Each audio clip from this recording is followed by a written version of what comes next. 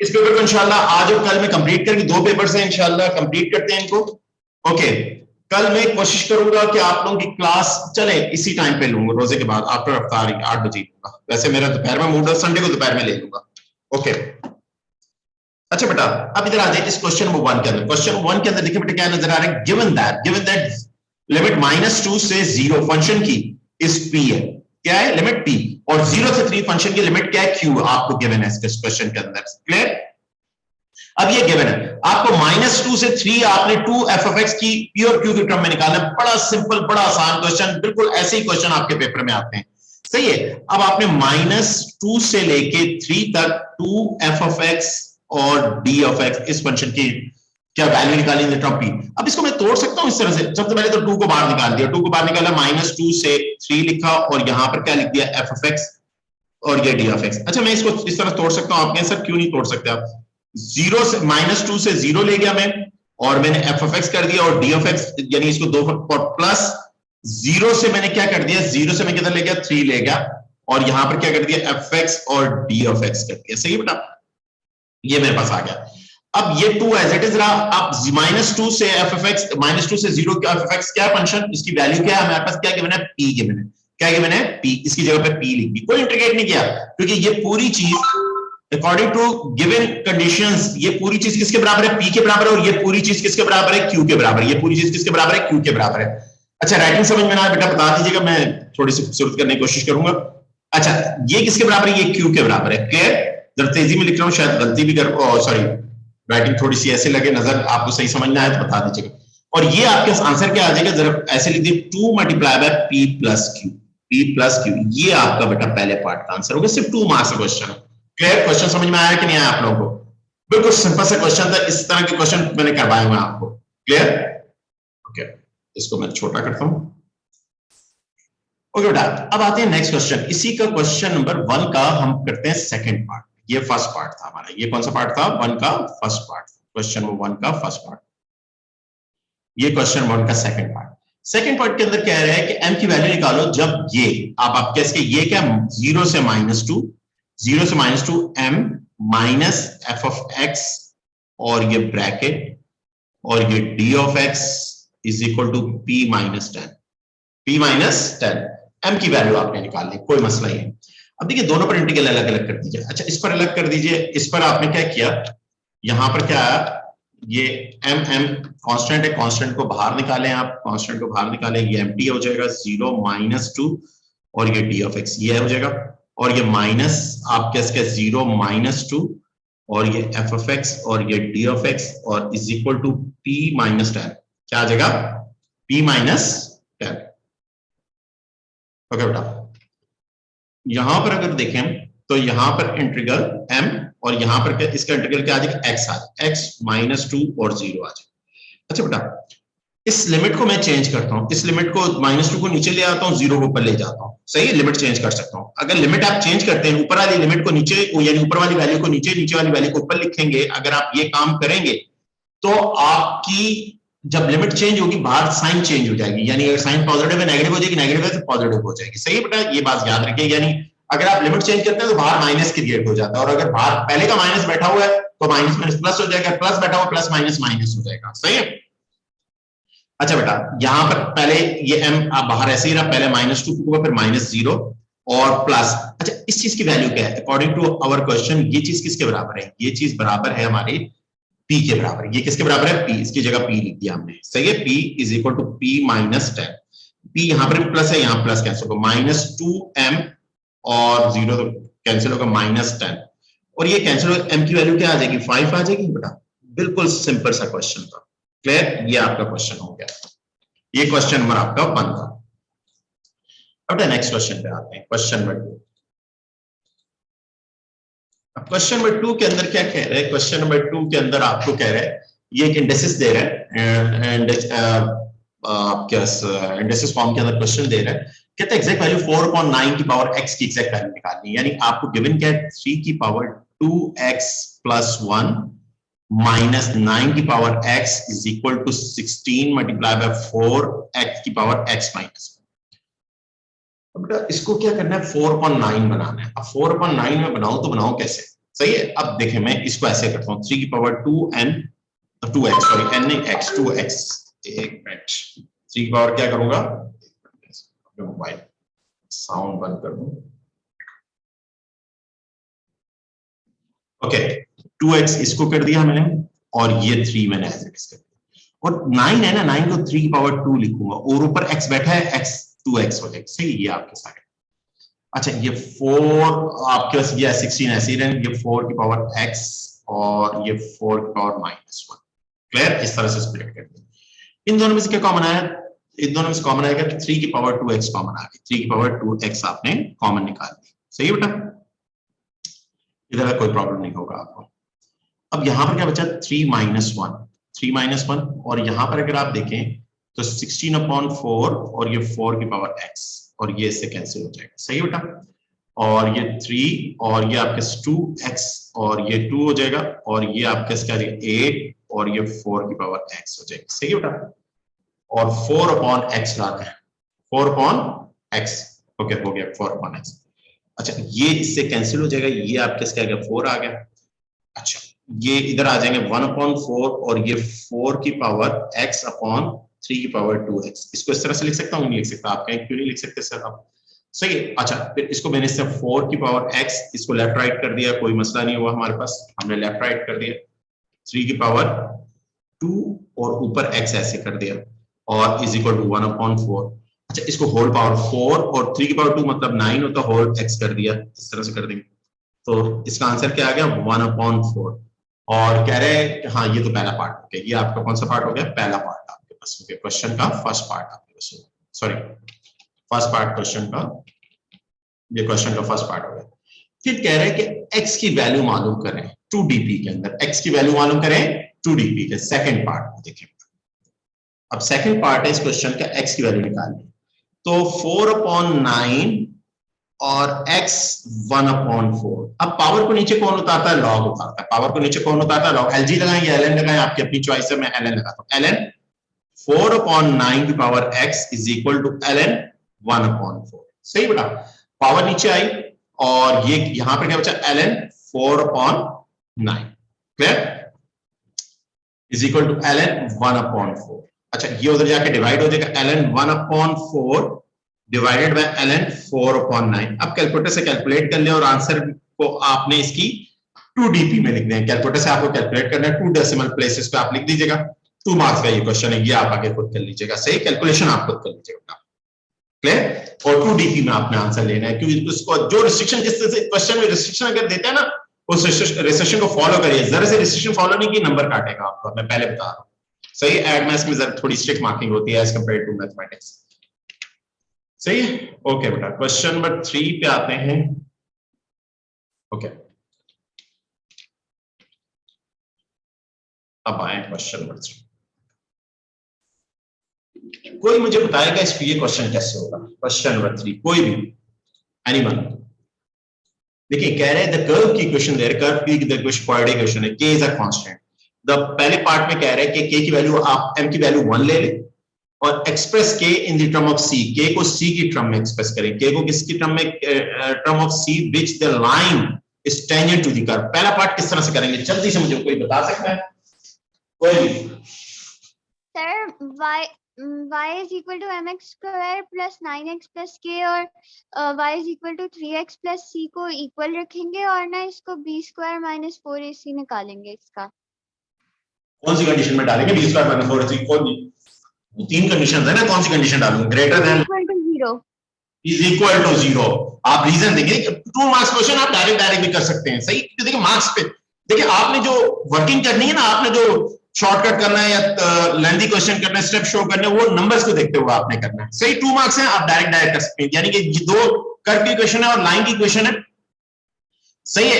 ये line is a tangent to the curve, that means आपने कहा सर सिंपल, आपने लाइन की इक्वेशन से y उठा के इधर पुट कर दें, तो क्या है, m x square plus 9x plus k is equal to 3x plus c, put m is equal to 1, given है पहले पार्ट में आपको गिवन है, m1 पुट कर दीजिएगा, और ये m1 लिखने की जरूरत नहीं, प्लस 9x, ये आपके इधर आके माइनस हो जाएगा, डायरेक्ट लिख दीजिए, 6x लिख दीजिए डायरेक्ट, और प्लस माइनस होगा और ये k minus c is equal to 0, a is equal to 1, b is equal to 6, c is equal to k minus c. अच्छा, वो वाला c लेवल है और ये वाला c वैल्यू है और ये वाला c लेवल है। अब now line tangent to the curve है, now line tangent to the curve, ये भी लिखना जरूरी नहीं है मगर लिख लें, अच्छी बात है। That means b square minus 4ac is equal to 0। इस सेंटेंस की मीनिंग क्या है? इस सेंटेंस की ट्रांसलेशन है line tangent to the curve, आपके b square minus 4ac is equal to 0।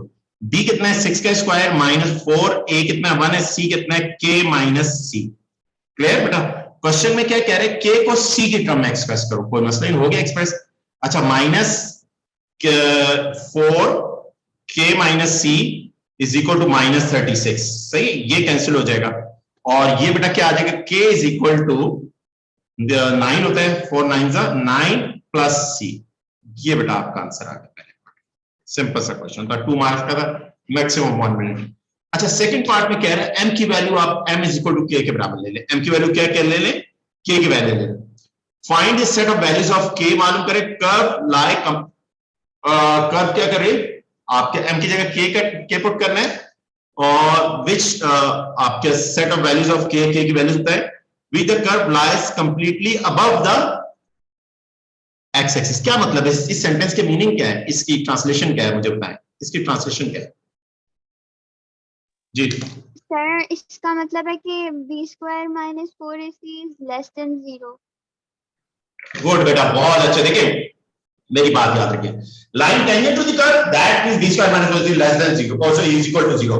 line intersecting to the curve that means that more than 1 point, that means 2 point, that means b square minus 4 is greater than 0. Line curve is above the axis या below the axis, that means b square minus 4 is less than 0.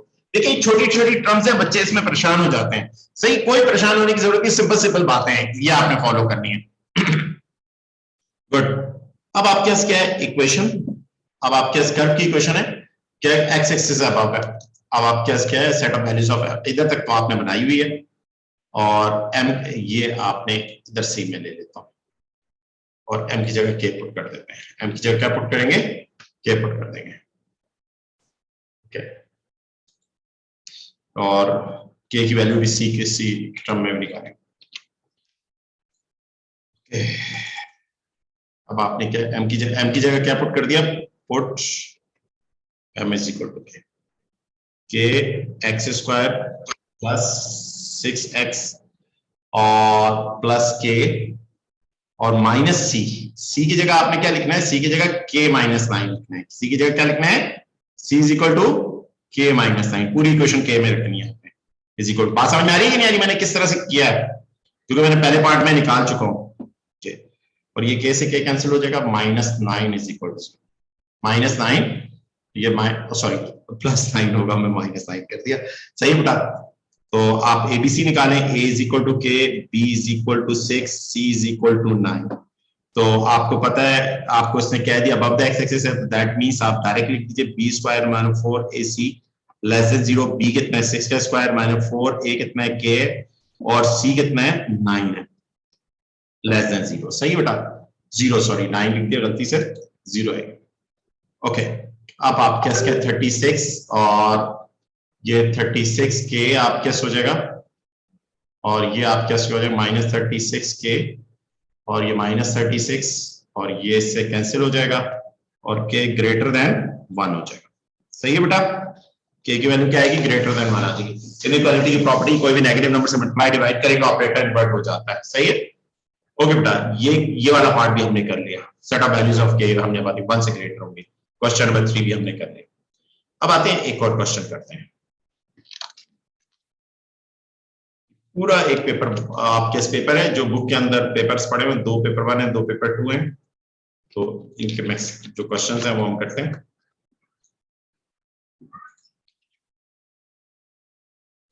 देखिए ये question है, अब इस question को आपके the curve is such that dy by dx आपके पास function given है, ठीक है, given that x is increasing, that means इसकी ट्रांसलेशन कोई मुझे बताएगा? ये पार्ट में वो तो फंक्शन तो गिवन है, इसकी ट्रांसलेशन कोई मुझे बता दे इधर से इधर तक जी। मैं लिख लेता हूं, x is increasing at the rate 0.1 unit पर सेकंड। क्या मतलब है? कोई भी तला आप बता दो बेटा। dx upon dt is equal to 0.1. Chapter number 16, dx upon dt, the rate का मतलब होता है टाइम के रिस्पेक्ट से आपने डेरिवेट, dx upon dt बेटा आपके कितना है 0.1 यूनिट्स पर सेकंड। आप ये लिखना चाहे लिखें, नहीं लिखना चाहे पर सेकंड। ओके, ये गिवन है।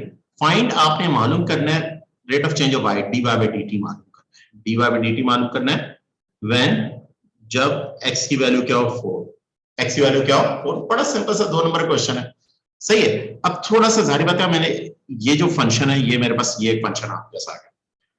अब इस फंक्शन के अंदर जारी बात है डिफरेंशिएट हुआ है, अब डिफरेंशिएट करने की तो मुझे जरूरत नहीं है, डिफरेंशिएट हुआ है तो सिर्फ चेन रूल लगाना है और मुझे निकालना है। और इसके अंदर पहले x की वैल्यू 4, जहां जहां x है वहां 4 पुट कर दूंगा, जहां जहां x है वहां क्या पुट कर दूंगा 4 पुट कर दूंगा।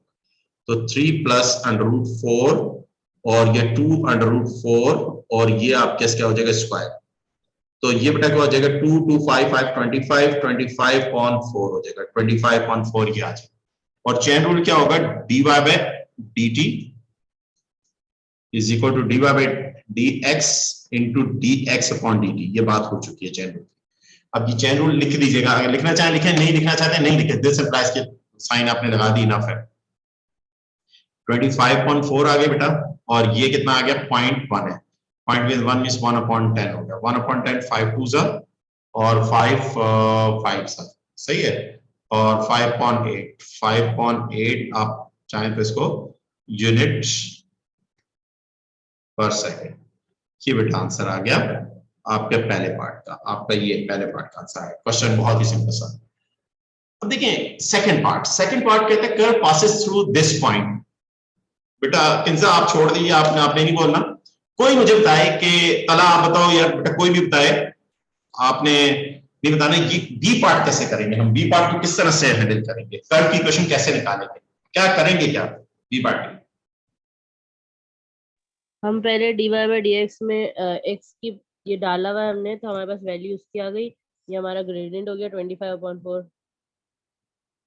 बेटा कर्व की इक्वेशन निकालनी मेरी जान, कर्व की इक्वेशन निकालनी है तो निकालनी है, लेकिन हम उसको ग्रेडियंट तो निकालेंगे ना मेरी जान। ग्रेडियंट कहाँ निकालूंगा मेरी बेटा, ग्रेडियंट तो ऑलरेडी फंक्शन मेरे गिवन है, ग्रेडियंट तो लाइन की इक्वेशन निकालने की मैं काम करूंगा ना। कोई इंटीग्रेशन वगैरह पढ़ी है कि नहीं पढ़ी? अच्छा। इसको इंटीग्रेट करोगे आप, सर कुछ भी नहीं, फंक्शन गिवन है, फंक्शन को आप इंटीग्रेट करें, इंटीग्रेट के अंदर x y पुट करें, 4 और 3 पुट करें, 30 पुट करें, c की वैल्यू निकालें और वो c पुट करने, कर्व की इक्वेशन आ गई आपकी। सिंपल से कुछ हर साल आता है, तकरीबन हर साल, यानी अगर आप 20 पेपर उठाए ना, 20 पेपर्स में से कम आपको 14 या 12 पेपर्स में ये क्वेश्चन नजर आएगा। मैं आपको बता रहा हूं 60% पेपर्स के अंदर क्वेश्चन ये नजर आएगा अगर इंटीग्रेशन क्वेश्चन। सिंपल ऐसे ही क्वेश्चन होता है, कोई वो नहीं होता, कॉम्प्लिकेटेड क्वेश्चन नहीं होता। अब आज इसका बी पार्ट में करवाता हूं, इधर देखिए, और इसकी मैंने अच्छी खासी प्रैक्टिस आप लोगों को करवाई है और सारे लेक्चर्स पढ़े हुए हैं यूट्यूब पे, आप देख लीजिएगा बेटा। अच्छा dy by dx ये मेरे पास पड़ा हुआ, अच्छा, और ये क्या हो जाएगा 3 plus x plus 6 root x। ये बात समझ में आती है कि नहीं आती आपको? जी बेटा, अलजेब्रा करना है थोड़ा सा, क्योंकि इंटीग्रेट करने के लिए थोड़ा सा फंक्शन को इस काबिल बनाने के ऊपर a plus b whole square खोल दिया, 3 नहीं 9 होगा, ये 3 नहीं होगा 9 हो, a plus b whole square करूंगा तो ये क्या आ जाएगा 9 a square plus b square plus 2ab formula use कर लिया, यानी ये फार्मूला यूज किया। a प्लस b लिखना जरूरी नहीं है, मैं फिर भी आपको समझ, a square plus b square plus 2ab, जरूरी थोड़ी सेंटर में लिखे, मैं आखिर में लिख देता हूं। अब y को ये d अलग कर दिया, ये 9/2 x रूट x ऊपर चला जाएगा, -½ हो जाएगा, और ये इससे कैंसिल हो जाएगा, तो आपके x की 1/2 x पावर 1/2 हो जाएगी, और ये +6 हो जाएगा। इधर तक अगर किसी को अलजेब्रा समझ नहीं आ रहा तो मुझे बताएं। मैंने 2√x को तीनों के नीचे अलग अलग कर दिया, और 9 होगा +3 होगा मेरा ख्याल में। और थैंक यू यार, थैंक यू, सॉरी, ये रोजे के बाद होता है ऐसा, छोटी छोटी जादू होते रहते हैं, कोई मसला नहीं, सही, थैंक यू, ओके। अच्छा बेटा ये तो हमारा हो गया, ये तो हमने कर दिया। अब दोनों तरफ हम क्या करेंगे, इधर भी इंटीग्रल अप्लाई कर दिए, इधर भी इंटीग्रल अप्लाई कर दिए, ये आपका क्या हो जाएगा y हो जाएगा, और यहां पर अगर आप देखें तो इसकी पावर में एक ऐड करेंगे तो ये पावर क्या हो जाएगी 1/2 और नीचे भी ऐड करें 1/2 प्लस 1/2 और x पर इसमें ऐड करें 3/2 और नीचे भी ऐड कर दें 3/2। इस तरह बिल्कुल डायरेक्ट करना है आपने 3x + c। सही बेटा। अब थोड़ा सा जितना नॉर्मलाइज हो सकता है आप कर लीजिए। इस 2 से ये 2 कैंसिल हो गया, इस 2 से ये 2 कैंसिल हो जाएगा और 9√x हो जाएगा और प्लस 1/3 x√x हो जाएगा। 3.2 x√x होता है बट डिस्कस हो चुका है। ठीक है, प्लस c y, इसको इक्वेशन नंबर 1 कह दीजिए। अब ये कर्व की इक्वेशन आ चुकी है आपकी, सही है, मगर जाहिर बात है c अननोन कांस्टेंट, उसकी वैल्यू भी चाहिए, उसके बारे में आपको 4 और 3 गिवन कर रहा है। तो पुट ये पॉइंट 4,30 पॉइंट पुट करते हैं, y की जगह 30 पुट कर, x पुट करके c कर दे। Equation number 1 is this implies that इधर 30 लिख दीजिए और इधर 9 4 रूट से बाहर निकलेगा 2 आएगा प्लस 1/3 4 × 2 प्लस 3 × 2 प्लस c। अच्छा बेटा यहां पर अगर देखें तो ये कितना हो गया 30 और ये क्या हो गया 18 और ये बेटा आपके पास क्या 8/3 और प्लस 6 प्लस c आपके पास आ जाएगा और ये क्या हो जाएगा ये 24 उधर जाके माइनस होगा 24 - 6 हो जाएगा और -8/3। सही है सी। ओके ये 24 - 6 हुआ 6 18 ये 18 - 10 c की वैल्यू 10/3 आ जाएगी 10/3 बगैर कैलकुलेटर। और equation number 1 is this implies that y = 9√x आपके plus 1/3 x√x plus 3x plus 10/3। ये बेटा आपका आंसर आ जाएगा। ये कर्व की इक्वेशन आ गई आपकी। सही क्वेश्चन आपका क्लियर। ये क्वेश्चन नंबर 4 था आपका जो आपने कर लिया। अब एक और क्वेश्चन करते हैं। Question number 5।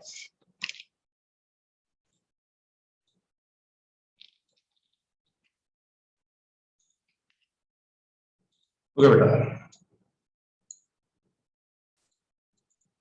इस क्वेश्चन को देखें क्या कह रहा है, किस टॉपिक का बारे में क्वेश्चन। कहते हैं coefficient of x square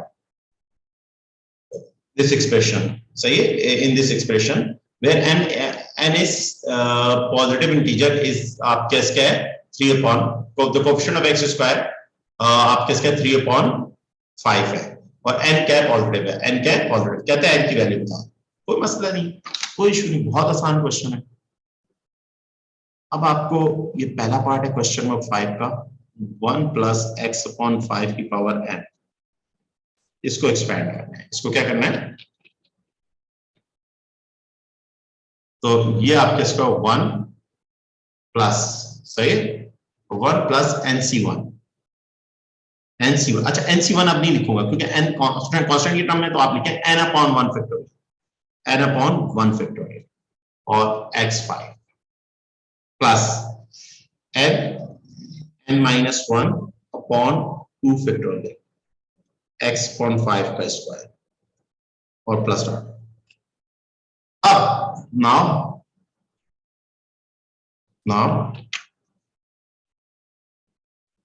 coefficient of x square is equal to 3/5।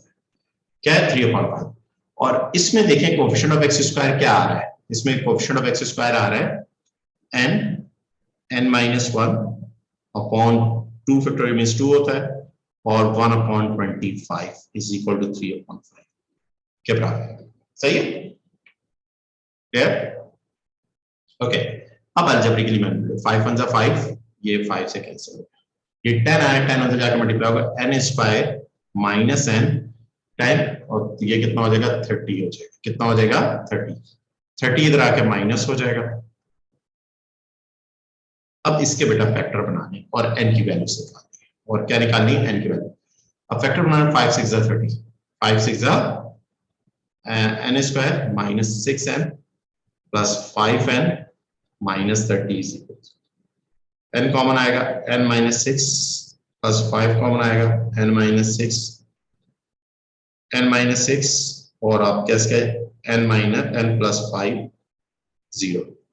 If n minus 6 is equal to 0, the value of n is equal to 6. If n plus 5 is equal to 0, n की value क्या आ गई -5। n को क्या कहा गया पहले part में, n is a positive integer, n is a now positive integer,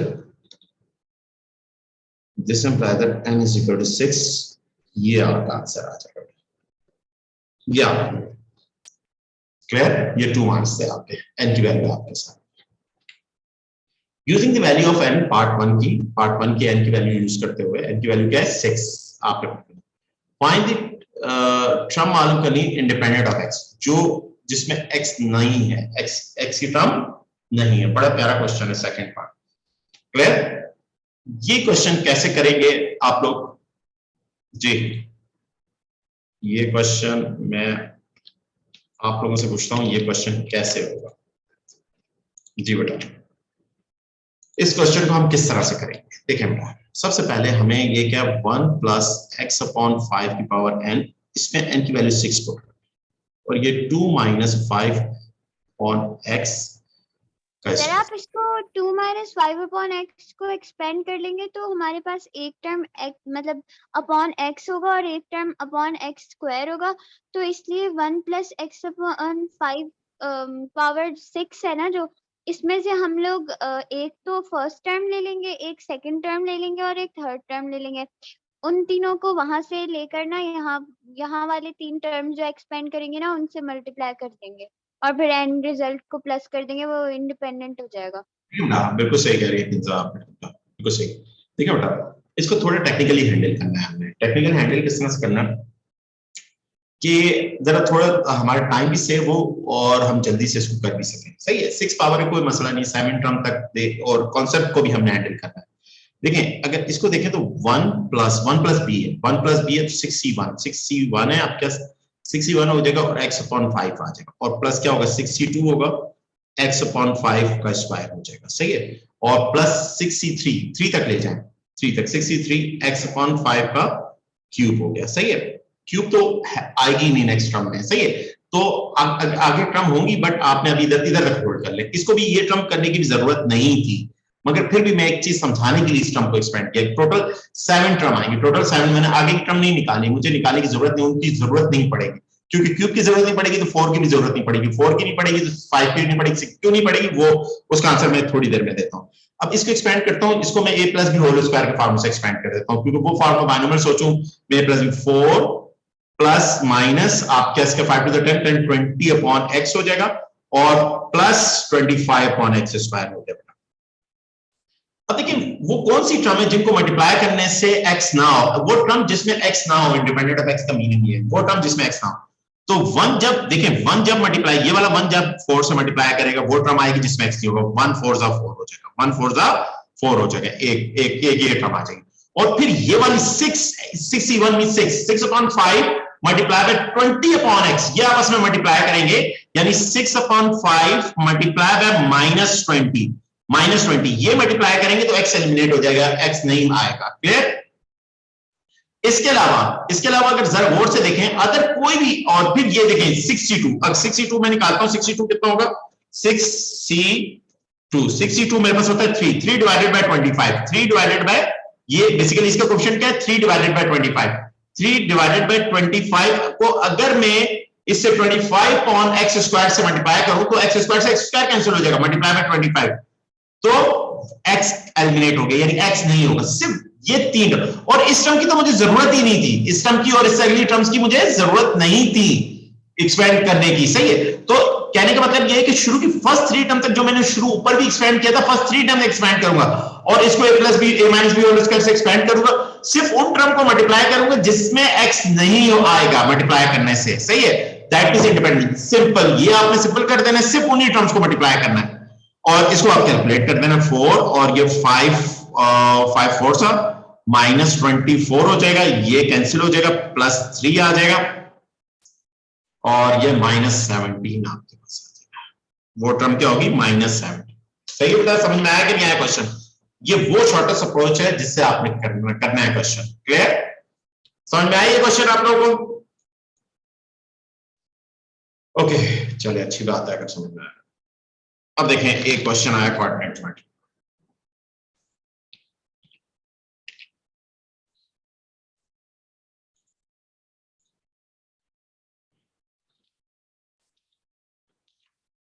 इस पेपर में इस क्वेश्चन को देखें।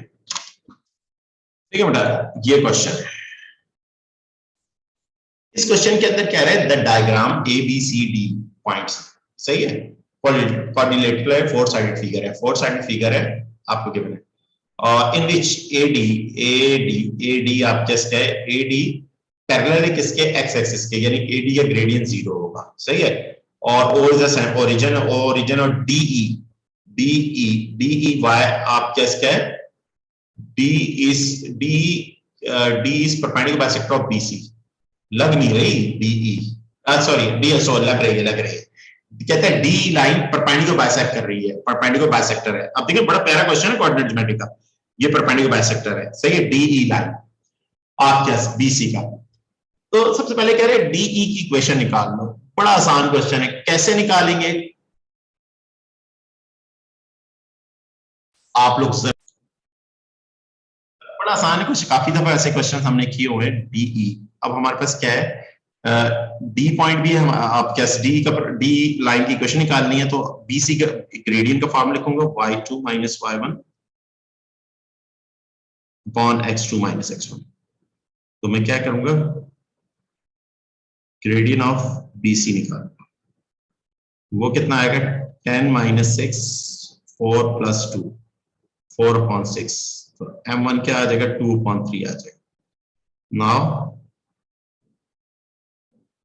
लाइंस क्या है, परपेंडिकुलर है, so m1 multiply by m2 is equal to -1, तो ये क्या हो जाएगा 2.3 और इसको m कह दूंगा मल्टीप्लाई, और ये ग्रेडियंट क्या आ जाएगा -3/2 आ जाएगा, और मिड पॉइंट निकालूंगा, मिड पॉइंट से इसके ये वाला बिल्कुल सेंटर वाला पॉइंट निकालूंगा, अब मिड पॉइंट फार्मूला यूज करूंगा, mid point x1 plus x2 upon 2 y1 plus y2 upon 2, सही है बेटा। अब मिड पॉइंट निकाला हमारे पास, मिड पॉइंट ऑफ इधर भी लिख ऑफ बीसी का मिड पॉइंट, ये आपके इसका -2 प्लस 4 अपॉन 2 और 6 प्लस 10 अपॉन 2, और ये बेटा मिड पॉइंट क्या आ जाएगा 2.2 मीन्स क्या हो जाएगा 1 हो जाएगा, 16.2 मीन्स क्या होगा 8 हो गया। अब लाइन की इक्वेशन निकालनी है, पॉइंट भी है और ग्रेडियंट भी है, अब आप पॉइंट और ग्रेडियंट होते equation y minus y1 m x minus y equal to mx plus c से भी कर सकते हैं, सही है, मगर जब ये एडवांस में ये फार्मूला अलाउ है आपको, तो आप इससे करें डायरेक्ट, 8 ग्रेडियंट कितना -3/2 और x माइनस x1, 2 तो जाएगा 2y minus 16 minus 3x plus 3x plus 2y minus 21 is equal to 0, ये बेटा लाइन की इक्वेशन आ गई, क्लियर। ये आपका पहला पार्ट हो गया, आपके परपेंडिकुलर बाइसेक्टर है जो बीडी पर लाइन परपेंडिकुलर बाइसेक्ट कर रही है, उसकी इक्वेशन आपने निकाली। अब आपको कह रहे हैं एरिया ऑफ क्वाड्रिलेटरल निकालें, इस फोर साइडेड फिगर का एरिया निकालें। अब इस फोर साइडेड फिगर का एरिया मैं निकालूं तो निकालूं किस तरह से, बात ये है, ओके। अब ये मुझे पता है कि ये मिड पॉइंट मेरे पास है, मिड पॉइंट कितना है मेरे पास, अब मिड पॉइंट है मेरे पास अगर देखा जाए हमारे पास क्या है 1,8 1,8, क्लियर, ओके। तो इस कोऑर्डिनेटर का एरिया एक्सप्लेन आपके इसके A B E D trapezium है, ट्रेपेजियम को तो एक्सप्लेन कर सकते हैं, कोई समस्या नहीं है, क्योंकि डी का ग्रेडियंट निकालूंगा, उसका ग्रेडियंट निकालूंगा, वो हमारे पास ग्रेडियंट अगर इक्वल आ गए तो आपके ट्रेपेजियम होगी, वो तो सेकंड पार्ट को हो जाएगा। थर्ड पार्ट में देखिए, थर्ड पार्ट को हो जाएगा। सेकंड पार्ट में एरिया निकालने के लिए अब चारों पॉइंट्स हमारे पास क्या है, ट्राइंगल्स, अब क्योंकि सिमेट्रिकल है नहीं कि हम सिमेट्रिकल करें, ट्राइंगल का निकाल लूं और फिर इस ट्रेपेजियम का निकाल लूं। ट्रेपेजियम थर्ड पार्ट में आपने एक्सप्लेन करना है, ट्रेपेजियम एरिया निकालते हैं किस तरह से, हम कोई शॉर्टेस्ट टेक्निक को, ऊपर आपको ये ट्रायंगल का निकालना पड़ेगा, किसका, इस क्वाड्रिलेटरल का, सॉरी मैं बताऊं, जी बताएं बेटा, बताएं सर। हम डी के कोऑर्डिनेट्स ढूंढ सकते हैं ना, तो ए बी सी डी के कोऑर्डिनेट्स जब हमारे पास होंगे तो हम वो नहीं करवाना, ना उससे, मैं उस तरीके से नहीं करवाना चाह रहा ना बेटा, मैं उस तरीके से नहीं करना, मैं अगर उस तरीके से करवाना होता तो कोई मेरे लिए मसला थोड़ी था, उसके डी और ई के कोऑर्डिनेट नहीं निकालना चाह रहा मैं। फिर मैं पता है क्या करना चाह रहा हूं, मेरे पास क्या है, मैं कोई और टेक्निक एक मैं सोच रहा हूं। डी के कोऑर्डिनेट निकाले बगैर, देखिए डी कोऑर्डिनेट निकाले आपको ई के कोऑर्डिनेट पहले निकालने पड़ेंगे। ई कैसे निकाले, क्योंकि इक्वेशन निकल आई है, इक्वेशन में y0 पुट करेंगे, y0 पुट किया तो x 21/2 11.5 आएगा, आप कैसे कितना आएगा 11/2 5.5 आएगा, सही है। 5.5 0,5.5 है वो, उस पे मिड पॉइंट फॉर्म से डी निकालूं, इतना लंबा काम करूं, हमें कुछ और टेक्निक फॉलो करनी पड़ेगी। कोई और टेक्निक के लिए क्या है हमारे पास, ये अगर मैं करूं, ये ट्रायंगल है, इसका या अब इस ये और ये सिमेट्रिकल भी नहीं, मसला सारा ये है, ये सिमेट्रिकल भी नहीं।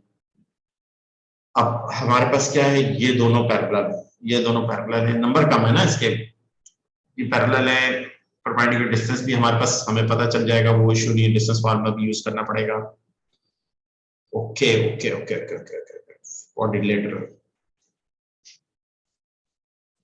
कोऑर्डिनेटर का भी एरिया का फार्मूला होता है, वो अगर डी पॉइंट पे निकाल लीजिए, फिर डायरेक्ट कोऑर्डिनेटर के फार्मूले में पुट कर दीजिए, ये वाला डी पॉइंट आप निकाल लीजिए, आप बेटा निकालना पड़े आपका इसका डी को निकाल लेते हैं, डी को हम निकाल लेते हैं, क्योंकि उसके अलावा हमारा गुजारा नहीं हो रहा। हमने किस तरह से, अगर मैं इस ट्रायंगल का एरिया निकालूं, इस कोऑर्डिनेटर को किस तरह से करूं, बात क्या आ रही है, ठीक है। तो डी निकालना पड़ेगा, और कोई ऑप्शन नहीं है हमारे पास। तो डी निकालने के लिए सबसे पहले मुझे क्या निकालना पड़ेगा, ई निकालना पड़ेगा। तो इक्वेशन मेरे पास जो है वो इक्वेशन लूंगा मैं, आपके ये इक्वेशन है बेटा, लंबा हो जाएगा क्वेश्चन, मगर और किसी ऑप्शन और किसी टेक्निक से हो नहीं है क्वेश्चन, सही है, क्योंकि डी निकालने के लिए ई निकालना आपको पहले पड़ेगा, ई निकाले बगैर डी नहीं, हाँ ओ सॉरी डी के लिए आपको ये कह रहा है ये पैरेलल है। अब पैरेलल है तो इसका मतलब ये इसके पैरेलल है, पैरेलल में बात छुपी हुई है, पैरेलल में भी कोई बात छुपी हुई है। अब ये पैरेलल है तो इसका मतलब ये है कि डी के y कोऑर्डिनेट तो 5 ही है, डी का y कोऑर्डिनेट क्या है 5 है, ये तो आपको पता चाहिए। पैरेलल क्या है ना, AD पैरेलल है किसके, x एक्सिस के, तो a के 5 है तो ये भी 5 हो गया, चले ओके डन, इधर की बात समझ में आ रही है आपको, ओके। ये अब आपके साथ आ गया, इसको आपने क्या कह दिया, फॉर एग्जांपल a कह दिया, क्या कह दिया, a कह दिया। अब इस इक्वेशन में x की जगह 3a plus 2 into 5 minus 21 is equal to 0, तो 3a और ये 10 आ जाएगा, ये कितना हो जाएगा -11 हो जाएगा, -11, a की वैल्यू क्या आ जाएगी 11/2 आ जाएगी, a की वैल्यू क्या आ गई 11/2 आ गई, सही है बेटा। जब a की वैल्यू आपके पास 11/2 आ गई, आपके पास ये वैल्यू आपके 11/2 आ गई, अब आप डायरेक्ट हीरो फार्मूला भी यूज कर सकते हो, वो ट्रायंगल के लिए भी होता है, कोऑर्डिनेटर के लिए भी होता है। 1/2 a, पहला पॉइंट क्या a कितना है -1 5, और ये आता है ना कि नहीं आता फार्मूला 2 6, और c फिर उसके बाद c का है ना, c कोऑर्डिनेट 4 10, फिर उसके बाद d का है, d आपके इसके तो 4 10 ऐसे लिखेंगे, मैंने साथ साथ लिख दिया 4 10, और फिर उसके बाद क्या है d कितना है, d आपका 5.5 और 5 हो जाएगा, 5.5 और 5 हो जाएगा, माइनस में तो नहीं प्लस में आएगा, सही। और फिर अगेन -1 5 करेंगे, ये कोऑर्डिनेटर 4 साइडेड फिगर का एरिया निकालने के फार्मूला है, सही है, शेप का। अब आपने u मल्टीप्लाई करना है, कैसे u मल्टीप्लाई करना है और u मल्टीप्लाई करेंगे, और फिर आप u मल्टीप्लाई करेंगे और बीच में माइनस लिखेंगे, या ये आती है मल्टीप्लिकेशन करना, किस फार्मूला से, हीरो फार्मूला कहलाता है, 1/2 और ये -6 -20 +20 और 5.5 मल्टीप्लाई बाय 5 कितना होता है, 5.5 मल्टीप्लाई बाय 5 इट इज 27.5, ये आ गया, और फिर बीच में माइनस लिखा, फिर इनको मल्टीप्लाई किया, -1 इधर कर दो, -1 मल्टीप्लाई -5 हो जाएगा, 5.5 मल्टीप्लाई बाय 10 आपके 55 हो जाएगा, और +24 हो जाएगा, और -10 हो जाएगा। बेटा अब इसकी कैलकुलेशन आपने खुद करनी है, ये एरिया आ जाएगा, ये आपका क्या आ जाएगा एरिया, ये आपका आंसर आ जाएगा, ये एरिया आ गया, क्लियर। ये आपको डी निकालने के, देखिए अब मैं डी मिड पॉइंट, पहले वो मिड पॉइंट निकालो फिर डी निकालो, वो लेंदी था, क्योंकि हमारे पास डी निकालना पड़ा, हमें ये हिंट दी गई थी क्वेश्चन में, हमें इस हिंट को हेल्प यूज करना था हमने डी निकालने के लिए, सही है। हिंट क्या थी कि AD पैरेलल है किसके x एक्सिस के, तो दैट मींस उनका y कंपोनेंट सेम होगा। x कंपोनेंट को मैंने a कह दिया, x कंपोनेंट को d के a, उस a की वैल्यू क्योंकि इक्वेशन a d की इक्वेशन मेरे पास है उसमें पुट कर दूंगा तो a की वैल्यू आ जाएगी, तो x कंपोनेंट उसका आ जाएगा। सही है बेटा, और फिर फार्मूले में पुट कर, जीरो फार्मूला पुट करके एरिया निकाल दूंगा। अब आ जाए सेकंड पार्ट, थर्ड पार्ट में एक्सप्लेन करना है ये टॉपिक। अब आपने इस पॉइंट को, ये mid point for the m point है, md का मिड ग्रेडियंट निकालना है और ab का ग्रेडियंट निकालना है। अगर इनके ग्रेडियंट्स इक्वल आ गए, इनके ग्रेडियंट्स के आगे इक्वल आ गए, तो इसका मतलब ये आपके इसके ये ट्रेपेजियम में two parallel two non parallel होती है। तो जाहिर बात है दो लाइनों के ग्रेडियंट्स इक्वल आ गए तो आपको समझ two pair of parallel lines है। अदर टू के भी निकालना है, अदर टू के इक्वल नहीं है तो अदर टू नॉन पैरेलल है, तो hence prove that this is a trapezium. ये आपके इसके ट्रेपेजियम है। सही है बेटा, तो ये वाला पार्ट तो आप लोगों ने खुद करना है बेटा, ये वाला पार्ट आप लोगों ने खुद करना है। सही, एच पार्ट और E3 पार्ट, ये आपका होमवर्क है, सिंपल। अब देखिए बेटा, अब एक क्वेश्चन में आप लोगों को सिर्फ एक क्वेश्चन में आप लोगों को होमवर्क दे रहा हूं, ये कर लीजिएगा। कल इधर से टू बी कंटिन्यू हम करेंगे इस पेपर को। ये पेपर है, अगर मैं आप लोगों से शेयर भी कर देता हूं ये पेपर, और मेरे साथ डिस्कस भी कर सकते हैं आप, ये जो जिससे कोई क्वेश्चन हो, ये क्वेश्चन आप लोग करिएगा। देखिए इस क्वेश्चन में क्या है, फंक्शन का क्वेश्चन है। कोऑर्डिनेट फंक्शन के मैंने कहते हैं find the point of the where x axis पे जहां पर इंटरसेक्ट करेगी। बड़ा सिंपल सा क्वेश्चन है, ये 2 नंबर का नहीं होना चाहिए, 1 नंबर का होना चाहिए। कैसे करेंगे, y एक्सिस पे y की वैल्यू 0 तो y0 पुट करके 2 पॉइंट आ जाएंगे, एक आ जाएगा 2 आ जाएगा, एक -1/2 आ जाएगा।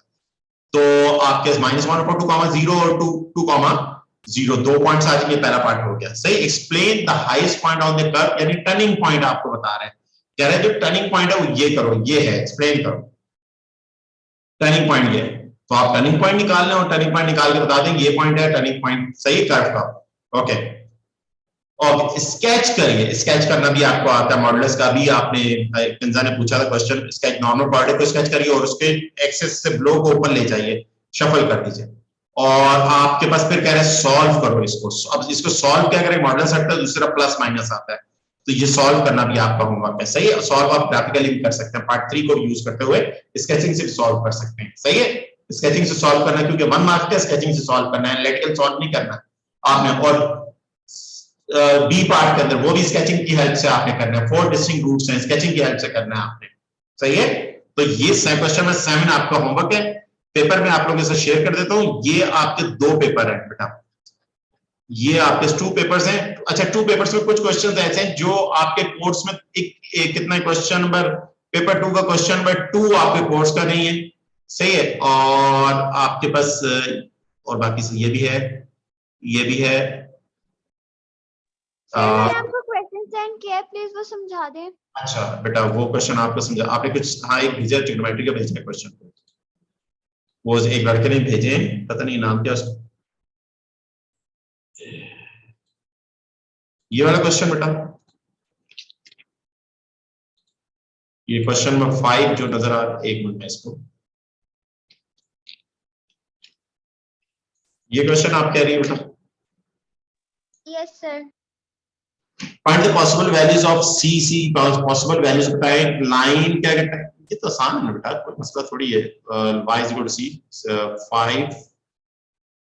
5 sin x upon 3 plus 4 आप क्या सॉरी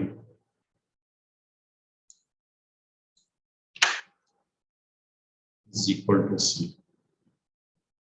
सही है, ओके, 5 sin,